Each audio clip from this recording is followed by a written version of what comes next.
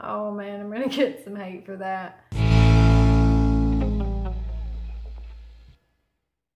Hey, Casey Rae here. Couple of things before we get started. Ignore the pile of laundry that my dog is sleeping on, okay? We have just accepted this reality. The laundry, it lives here now. We don't bother the laundry, and the laundry doesn't bother us. This is just our reality, okay?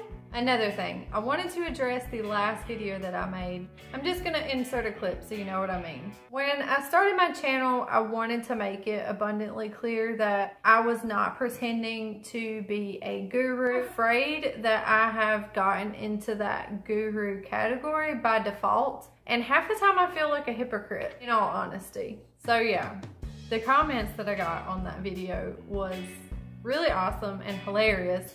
Basically, you guys were like, no, we don't think that at all about you.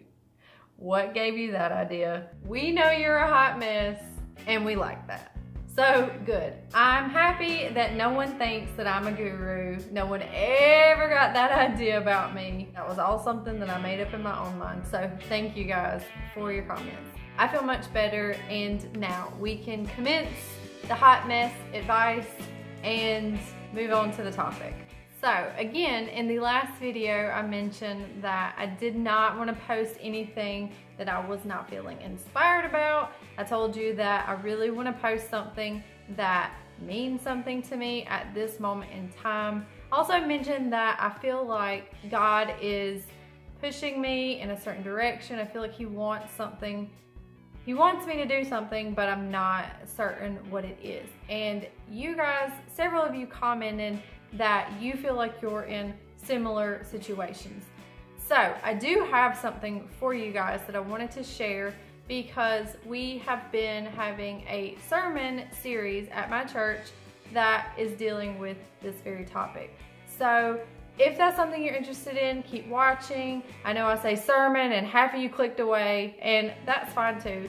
But I feel like someone can definitely get something out of this. However, I am going to link below the sermon in its entirety. You can actually hear it. We post every week all of the sermons from our church on a podcast. I'm definitely probably not going to do this any justice, because Pastor Chad is awesome and it's probably just going to sound watered down for me. But I did want to share these points with you because maybe it can help. That was a mouthful and a big old intro, but anyway, here we go. So I'm just gonna list a couple of takeaways that I got. I'm not gonna like spell out the entire sermon for you. Again, if you wanna hear it, it's gonna be below. But Pastor Chad mentioned that there are 6 cultural commandments. All of these ring really true. And it's heartbreaking, but this is the way that we kind of view things nowadays in our society. The first one being the need or the want to take sides or pick a tribe.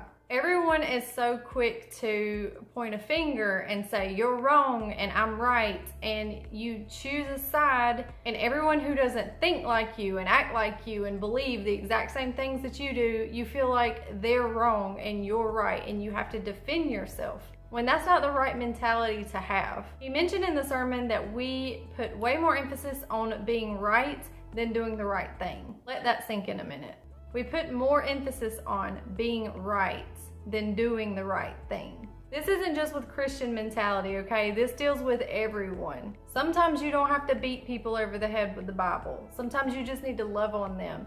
Sometimes you don't have to tell them that their political views aren't quite right. Maybe you just need to smile and nod a little more. The second point that he made is that everyone is just projecting who they want to be. This is heavily connected to social media, but this could be in your regular everyday life as well. People are so scared of being vulnerable and looking weak and showing their inner self, their true self. They have this very carefully crafted newsfeed, perfectly edited, filtered, cropped photos. I'm guilty of this.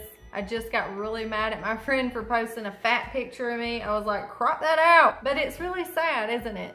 It's sad that we can't show our fat rolls, because Lord forbid we have a fat roll. It's sad that we can't put our real self out there and show real humanness. to each other. Because Lord forbid we have flaws right now, because we don't see other people's flaws. And that's the thing. That's the thing, is everybody has them.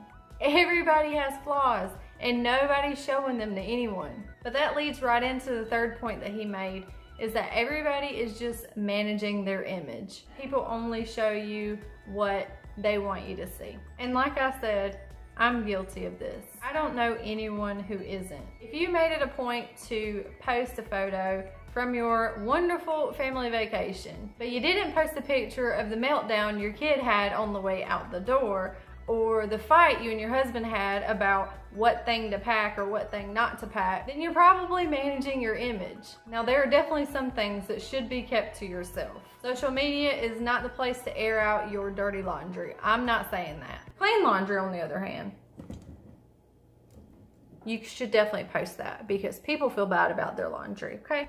No, what I'm saying is, it's okay to be real. It's okay to show people that you have flaws. It's okay to let people in, because when you make yourself look perfect, all of a sudden, these things are unattainable. These things make other people feel bad. These are the reasons why we are so depressed nowadays as a society, because we are so busy looking at other people's news feeds, comparing ourselves to the absolute unattainable perfection that we have carefully curated for other people to see. The fourth thing he talked about that we tend to live by as a society is that we avoid/minimize personal risk.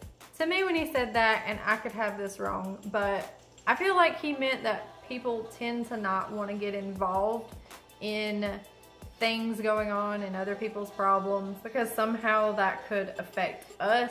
It's kind of like an every man for himself mentality, when that's not what we were designed to do. And that brings me to the fifth point, and that's basically the fact that we are just living for ourselves. You kind of have to look at this point as progress, not perfection, as with most things. But because we all struggle with living for ourselves, looking out for number one. I know you guys have heard that before. When we think about our goals, we think, what's gonna make me happy? What's gonna make me feel fulfilled and at peace and content? And it's okay to want those things. It's okay to want to be happy, at peace, content. But that shouldn't be your goal. Am I losing you yet? That is the byproduct of you living for something greater. And like I said before, progress, not perfection. I struggle with this. Pastor Chad said he struggles with this. Everybody struggles with being selfish. That's in our nature. We are selfish creatures. All I'm saying is, if this is in the back of your mind, my goal shouldn't be to please myself. My goal should be to find something to put my energy into that's greater than myself. And that in turn will create happiness for me. Not that being the goal, that being the byproduct. Imagine how that would change your reality. Now, he actually gave us a couple of tools or filters to sift our ideas through. So whatever cause that we decided that we possibly wanted to get involved in, he gave us these questions to ask ourselves. There's 3 of them. So the first one is there a biblical truth that speaks into this issue?